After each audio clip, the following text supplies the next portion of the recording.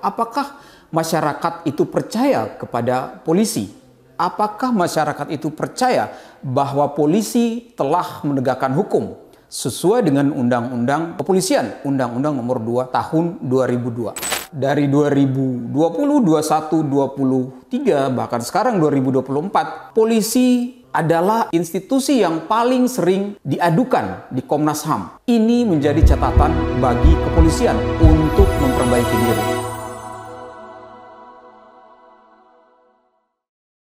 Assalamualaikum warahmatullahi wabarakatuh, Sobat Question TV.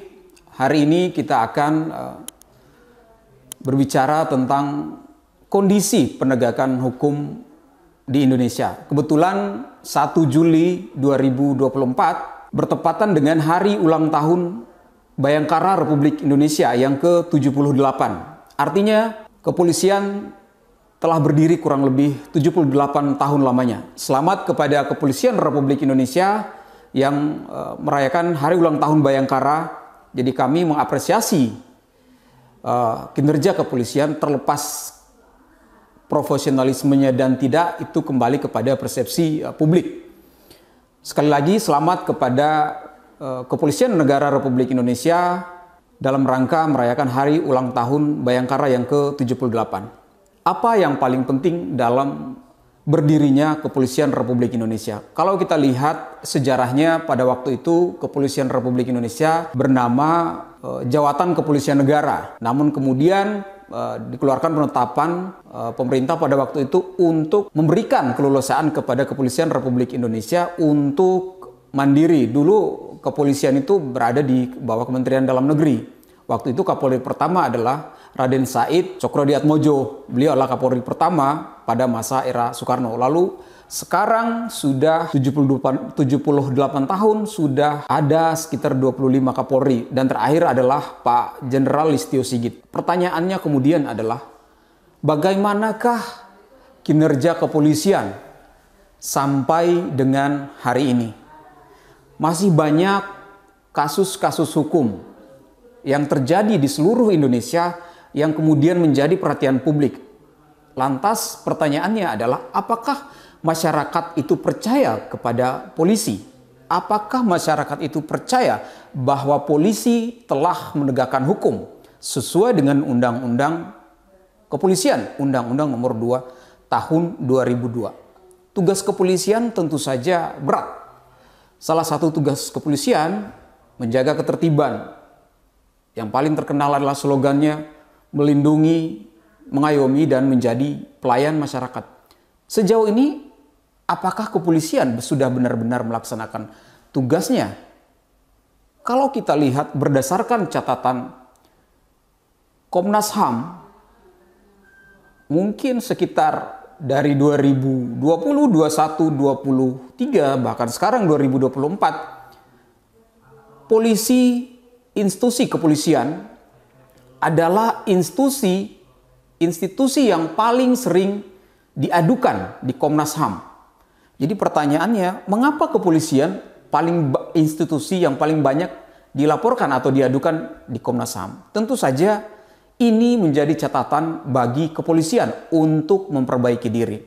Kebetulan hari ini bertepatan dengan hari ulang tahun Bayangkara. Jadi polisi sebaiknya mengintrospeksi diri. Apakah kinerjanya di mata masyarakat Indonesia sudah benar-benar mencerminkan sikap yang catur prasetya dan tribrata? Apa kemudian hari ini? Kalau kita lihat begitu banyak kasus-kasus di Indonesia ini yang banyak selalu berkonotasi negatif terhadap institusi kepolisian. Sebagai contoh misalnya, kasus seorang polisi yang diduga menjadi backing bandar narkoba, yang juga masyarakat sudah tahu. Lalu kemudian kasus-kasus tahanan yang diduga dilakukan penyiksaan terhadap para tahanan oleh kepolisian. Catatan LBH Jakarta, catatan Komnas HAM, itu banyak sekali dugaan-dugaan, kelakuan-kelakuan oknum-oknum polisi yang melakukan pelanggaran hukum. Nah, apakah kemudian ini bisa dikatakan polisi sudah berbenah diri? Tentu saja belum. Maka dari itu, kebetulan di hari ulang tahun Bayangkara ini, Pak Listio Sigit, Anda sebagai Kapolri harus menjadi pekerjaan rumah mumpung saat ini Bapak masih ada beberapa bulan lagi menjabat sebelum Prabowo Subianto nanti kemudian menentukan siapa Kapolri yang baru. Polisi di mata masyarakat tentu saja selalu menjadi pertanyaan. Salah satu contoh beberapa kasus yang kemudian melibatkan kepolisian adalah bagaimana kemudian laporan dari Komnas HAM bahwa yang paling banyak menurut catatan Komnas HAM dari total 2.753 aduan yang masuk, paling banyak 771 pengaduan pelanggaran HAM yang diduga dilakukan personil kepolisian sepanjang tahun 2023. Di tahun 2022 ada 861 kasus. Jadi artinya memang sepanjang 5 tahun terakhir ini 2019 sampai 2024 polisi selalu banyak mendapatkan pengaduan yang paling banyak, institusi yang paling banyak mendapatkan pengaduan. Kalau kita lihat memang kinerja polisi akan selalu menjadi pertanyaan. Sebagai contoh misalnya kasus-kasus yang kami tangani di Mabes Polri, ada kasus yang investasi bodong sampai kemudian itu sampai hari ini belum jelas kepastian hukumnya, yaitu kasus Net 89 adalah kasus investasi bodong, merupakan salah satu kasus investasi bodong yang kerugiannya mencapai triliun rupiah. Korbannya sangat banyak. Sampai hari ini di Mabes Polri juga masih menjadi pertanyaan, kapan ada kepastian hukum? Kebetulan saya adalah pelapor dalam perkara tersebut. 2022 saya melapor sampai 2024. Sampai sekarang sidang pokok perkaranya belum pernah masuk ke pengadilan. Yang ada hanyalah padahal pelaku-pelaku tersebut sudah menjadi tersangka. Ada beberapa orang sudah ditetapkan tersangka, kemudian para tersangka tersebut mengajukan pra-peradilan dan kemudian menang. Artinya apa? Pra-peradilan yang diajukan oleh para tersangka tersebut menang, polisinya dalam bahasa hukum termohonnya kalah. Jadi para tersangka kemudian tidak dilanjutkan pemeriksaan pokok perkaranya di pengadilan. Ini menjadi pertanyaan publik, menjadi pertanyaan korban, ribuan, ratusan korban. Mengapa itu bisa terjadi? Ada apa dengan kepolisian kita? Yang terbaru ada kasus di Padang. Seorang siswa yang diduga dilakukan oleh oknum polisi. Diduga ada penyiksaan terhadap siswa tersebut. Jadi ini menjadi pertanyaan kita. Sampai kapan kepolisian kita berbenah diri? Kalau kita lihat Jenderal Listio Sigit, semestinya beliau harus selalu mengawasi secara komprehensif terhadap anak buahnya. Banyak kasus pelaporan di Propam Mabes Polri jalan di tempat. Di LQ sendiri sangat banyak laporan terhadap orang. Tapi kondisinya pelaporannya tidak berkembang. Kenapa? Karena tidak mungkin jeruk makan jeruk. Bahkan ada jenderal yang dilaporkan di Propam Mabes Polri sampai hari ini juga tidak jelas juntrungannya seperti apa. Jadi inilah kemudian momen ini, Hari Bayangkara ini dijadikan sebuah autokritik kepada kepolisian untuk berbenah diri, terutama Pak Listio Sigit. Pak Listio Sigit salah satu Kapolri yang benar-benar mampu mengedepankan asas keterbukaan informasi publik. Listio Sigit adalah Kapolri, contoh Kapolri yang sebenarnya tidak anti kritik. Beliau dengan tegas mengatakan bahwa silahkan mengkritik Kapolri. Tapi apakah beliau mampu mengontrol seluruh anak buahnya di seluruh Indonesia yang kurang lebih berjumlah 400.000 polisi? Banyak laporan-laporan polisi yang jalan di tempat. Laporan saya misalnya di Polres Jakarta Selatan sampai hari ini tidak pernah ada juntrungannya. Apa yang bisa dilakukan oleh seorang Kapolri kalau melihat kondisi seperti ini? Kalau kelihat di Polda Metro Jaya, Pak Karyoto ketika diangkat sebagai Kapolda kemudian membuat suatu terobosan, menciptakan aplikasi satu nomor yang bisa dihubungi oleh para pelapor atau yang merasa kasusnya mandek gitu. Tetapi itu sebenarnya juga belum efektif. Lalu bagaimana cara agar kepolisian ini bisa benar-benar mendapat pengakuan publik bahwasanya polisi adalah institusi yang benar-benar bekerja maksimal dan benar-benar menegakkan keadilan. Tentu saja masih banyak oknum di kepolisian kita. Baik di tingkat Polsek, Polres maupun Polda atau bahkan di Mabes Polri. Oknum itu di mana-mana pasti ada. Munafik kalau misalnya tidak ada oknum. Bukan hanya kepolisian, institusi-institusi pemerintah pun banyak. Banyak oknum. Oknum-oknum itu tentu saja bersifat sangat merendahkan martabat institusi. Jadi kalau kita bicara karakter sampai hari ini, tentu saja kita bangga dengan Pak Listio. Tapi Pak Listio Sigit sampai hari ini dengan jargonnya prediktif. Zaman Tito Karnavian, promoter, profesional, modern, terpercaya. Apakah polisi terpercaya? Inilah yang kemudian kritik kita terhadap kepolisian. Banyak laporan kami, laporan saya di Polda Metro, hampir tidak ada jelas. Kita di Mabes Polri juga begitu, kecuali kita bersurat lagi baru kita mendapatkan surat pemberitahuan perkembangan informasi penyidikan. Jadi hal-hal seperti ini sebenarnya harus menjadi kritik bagi Polri untuk berbenah diri. Belum lagi kasus-kasus yang kemarin Verdi Sambo itu sangat mencoreng citra kepolisian di masyarakat. Banyak sekali kasus-kasus kalau kita akan sebutkan satu persatu. Jadi kebetulan di hari ulang tahun Bayangkara yang ke-78 ini, Pak Listio Sigit tolong dibenahi lagi kinerja kepolisian, Pak. Banyak kasus kami itu sampai hari ini tidak jelas kepastian hukumnya. Saya bicara dalam konteks karena saya mengalami laporan saya di Polres Metro Jakarta Selatan nggak naik-naik. Sampai hari ini tidak ada informasi yang pasti dari penyidik. Katanya mau disidikan, tapi sampai hari ini padahal unsur pidananya terpenuhi. Laporan saya di Mabes Polri, Net 89 tadi, itu tersangka utamanya Andreas Andrianto dan Samilau sudah menjadi tersangka saat ini tidak jelas kabur ke luar negeri. Polisi, apa yang dilakukan polisi? Kenapa tidak dilakukan pencegahan sebelumnya? Padahal kerugian korban triliun rupiah. Ada apa dengan kepolisian?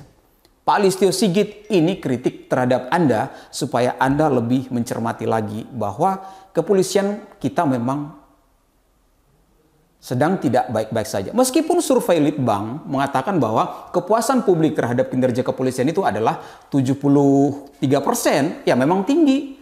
Tetapi apakah itu semua bisa menjadi acuan bahwa polisi benar-benar bekerja? Kita tidak anti polisi. Kita berdoa bahwa kepolisian ini bisa semakin hari semakin baik. Tetapi kedepannya, apakah juga ada jaminan kalau seandainya Prabowo Subianto, Gibran, dan Raka Buming dilantik menjadi presiden? Apakah ada jaminan penegakan hukum kita, katakanlah di mata Kapolri baru nantinya, bisa menyelesaikan persoalan-persoalan hukum? Ini juga menjadi tanda tanya. Kasus-kasus besar itu banyak oknum di situ, oknum jenderal pun. Ini sebuah hal yang menjadi perhatian kita. Jadi jangan sampai kepolisian, masyarakat itu menjadi antipati terhadap kepolisian Republik Indonesia. Kalau saya sampai hari ini menilai kepolisian itu masih baik, tetapi masih ada saja oknum yang kerjanya tidak profesional, tidak beres. Selalu menunda, bahkan soal kita minta informasi perkara misalnya SP2HP sampai hari ini juga kadang-kadang lelet. Padahal itu di peraturan Kapolri kan minimal sebulan sekali para pelapor itu diberikan SP2HP, tapi sampai hari ini kecuali kita bersurat baru kemudian polisi lagi menanggapi. Ini persoalan Pak Listio Sigit. Anda sebagai Kapolri ini menjadi tugas Anda, tolong diberesin Pak, mumpung berapa bulan lagi masa jabatan Bapak. Ya mudah-mudahan Bapak masih bisa menjabat atau mungkin nanti Kapolrinya lebih baik, itu lebih bagus. Kita sangat merindukan Kapolri seperti zamannya Pak Hugeng. Beliau sangat terkenal membatasi diri dengan pergaulan-pergaulan yang akan berpotensi membuat dia melakukan kolusi dengan pihak-pihak berperkara. Jadi ini sebuah contoh bahwa masih ada sebenarnya kepolisian seperti Pak Hugeng di zamannya. Sampai kemudian ada istilah hanya ada 2 polisi yang jujur di Indonesia itu. Sering kita dengar ungkapan di masyarakat, yaitu Pak Hugeng, kemudian polisi tidur. Inilah bentuk bahwasanya polisi masih diragukan. Jadi kebetulan saat ini adalah hari ulang tahun Bayangkara yang ke-78. Polisi, ayo berbenah diri. Jangan ada lagi yang perkara-perkara yang penyelesaiannya makan waktu bertahun-tahun. Saya mengatakan ini karena saya mengalami laporan saya di Mabes Polri, di Polda Metro Jaya, di Polres Jakarta Selatan. Sampai hari ini masih menunggu kepastian hukum.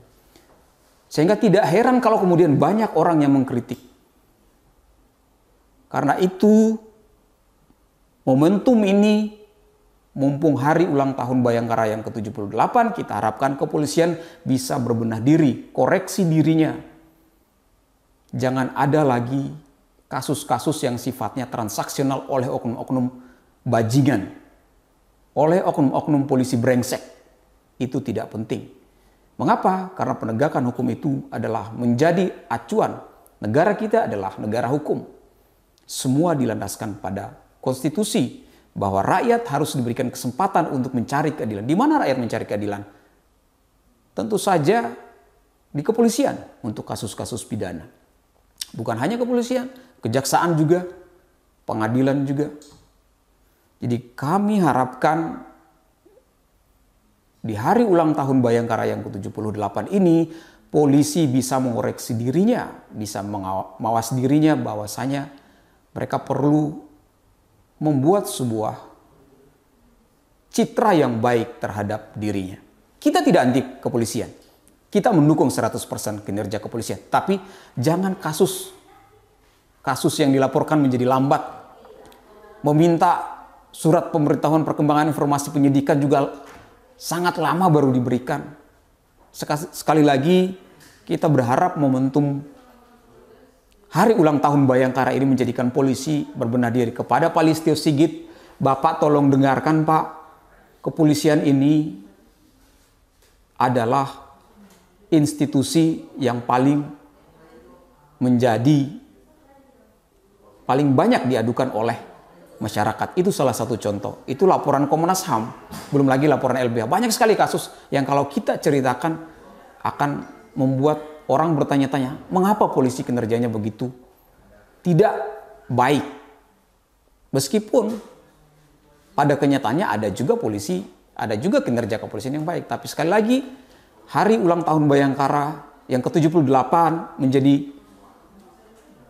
waktu yang tepat untuk menginstruksikan diri bagi kepolisian. Karena sebentar lagi akan berganti presiden dan wakil presiden. Kita pun tidak akan tahu bagaimana kemampuan Prabowo dan Gibran Rakabuming dalam menegakkan hukum. Bagaimana dia nanti menunjuk Kapolri, apakah Kapolrinya ini Kapolri yang brengsek di mata masyarakat nanti, kita juga belum tahu. Attitude-nya kayak gimana, karena ini semua off the record yang susah kita tebak. Kalau hanya fit and proper test di DPR, bisa aja semua itu kong-kalingkong. Ini kalau sudah masuk unsur politik, susah. Tetapi sekali lagi, hari ulang tahun Bayangkara yang ke-78 ini, kami harapkan kinerja kepolisian benar-benar baik, supaya citra Polri di masyarakat itu selalu baik. Terima kasih kepada Kepolisian Republik Indonesia. Kami ucapkan selamat hari ulang tahun Bayangkara yang ke-78. Semoga Polri selalu jaya. Assalamualaikum warahmatullahi wabarakatuh.